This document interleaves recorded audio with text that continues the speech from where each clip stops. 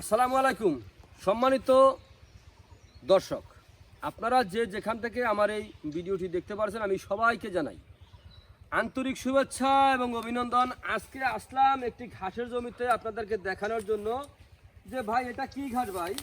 এটা হচ্ছে ভাই জারা ওয়ান হাইব্রিড ঘাস। এই জমিতে আপনি ঢুকবেন, ঢোকার মতো কোনো সিস্টেম নাই, এত ঘাস হয়েছে। আপনি এখান থেকে কীভাবে ঢুকবেন দেখেন, ঘাস কীভাবে ঘাস হয়েছে, এভাবে ঢোকার মতো কোনো সিস্টেম কিন্তু এখন নাই, এত পরিমাণে ঘাস হয়ে আছে। এই ঘাসটার নাম হচ্ছে জারা ওয়ান হাইব্রিড ঘাস। এই ঘাসটা প্রায় 15-16 বছর আগে ডক্টর জহিরুল ইসলাম স্যারের হাত ধরে আমাদের এই বাংলাদেশে এসেছিল চীন থেকে, মানে চায়না থেকে। যেমন আমরা কিন্তু এখন প্রায় জিনিসই ব্যবহার করি, যেমন আপনার এই একটা শার্ট গায়ে দেয়, এই শার্টের যে কাপড়টা কিনবে চায়না কিনা, ওটা কিন্তু দাম বেশি ভাই। একটি মোবাইল কিনবেন অথবা কোনো মেশিনারি জিনিস কিনবেন, দেখবেন প্রায় জিনিসই কিন্তু আপনার মেড ইন চায়না লেখা। কিন্তু ভাই এই ঘাসটা কিন্তু মেড ইন চায়না, কারণ এই ঘাসটা আপনার মেড ইন চায়না থেকে ঘাসটার বীজটা কিন্তু এসেছে। এখন কিন্তু এই ঘাসটা আমাদের মেড ইন বাংলাদেশ, কারণ এটা উৎপাদনটা কিন্তু আমাদের বাংলাদেশেই হচ্ছে। কিন্তু এই ঘাসটা কিন্তু আপনার খুবই ভালো।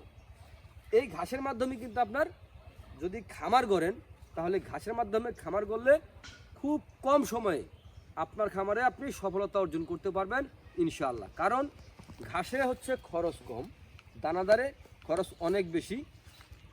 এই যে এখন আমি একটি ঘাস দেখাচ্ছি আপনাদেরকে কেটে, এই ঘাসের কিন্তু কোনো আপনার বিচি হয় না, এই ঘাসের হয়ে থাকে আপনার কাটিং।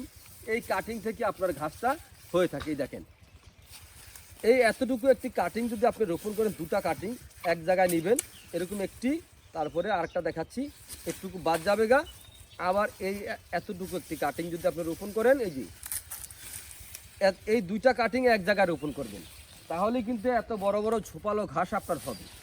এই ঝোপালো ঘাস থেকে কিন্তু আপনি গরুকে পর্যাপ্ত পরিমাণ কাঁচা ঘাস খাওয়াতে পারবেন। ঘাস ছাড়া যদি আপনি গরু ছাগল পালন করতে চান, তাহলে কোনোভাবেই সম্ভব হবে না, বরং আপনি লসে পড়ে যাবেন।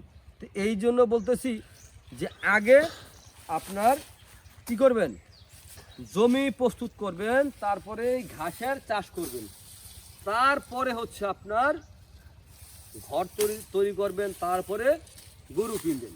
যদি আগেই গরু কিনেন ঘাস ছাড়া, তাহলে কিন্তু ভাই আপনি লসখানে পড়ে যাবেন। ওই লস ভাই জীবনে তুলতে পারবেন না, কারণ গরুর জন্য ঘাস প্রধান খাদ্য হচ্ছে ঘাস। যেমন আমাদের প্রধান খাদ্য হচ্ছে কি, ভাতে মাছে আমরা বাঙালি, গরুর কিন্তু খাবার হচ্ছে আপনার ঘাস। এই যে ঘাসটা আমি ফেলতেছি, এই ঘাসটা কিন্তু মিষ্টি ঘাস, রসালো স্বাদযুক্ত ঘাস। এই ঘাস কিন্তু মিষ্টি ভাই, মিষ্টি। এই ঘাসটা প্রচুর পরিমাণে মিষ্টি। এই ঘাস কিন্তু গরুর সামনে দিলে গরু কিন্তু অটোমেটিক চিবিয়ে খায়, কারণ কি জানেন, ঘাসটা মিষ্টি বিদায়। যেমন আগে কিন্তু গরুকে কিন্তু চিটাল খাওয়ানো হতো, চিটাল, যেটা ওই যে আউকার গুড় থেকে যেই চিটালটা বের হয়, কালো চিটাল, ওই চিটাগুড় যেটাকে বলে, ওই চিটাগুড় খাওয়ানো হতো। ওইটা খাইতো ওই কারণে, ওটা হালকা হালকা তিতা লাগে আর হালকা মিষ্টি লাগে। এটা কিন্তু তিতা লাগে না, এটা মিষ্টি। তো এই জন্য বলতেছি, যদি আপনারা গরু ছাগলের খামার করেন,